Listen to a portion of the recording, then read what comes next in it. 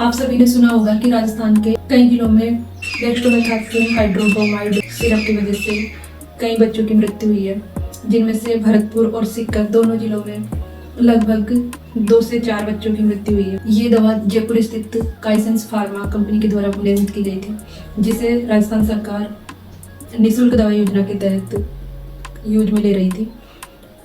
इस कंपनी से लगभग 19 प्रकार की दवाइयाँ राजस्थान सरकार के द्वारा निःशुल्क दवा योजना के रूप में यूज में ली जा रही थी, जिनमें से अभी बच्चों की मौत को देखते हुए 19 प्रकार की दवाइयों पर अभी बैन लगा दी है।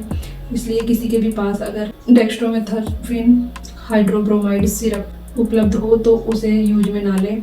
साल्बुटामॉल सिरप हो तो उसे भी यूज में ना लें। सिट्रीजन सिरप हो तो उसे भी यूज में ना लें, क्योंकि इन दवाइयों की वजह से राजस्थान में 2 से 6 बच्चों की मृत्यु हो चुकी है। और आप भी सतर्क रहिए और अपने बच्चों को और अपने परिवार को स्वस्थ रखें।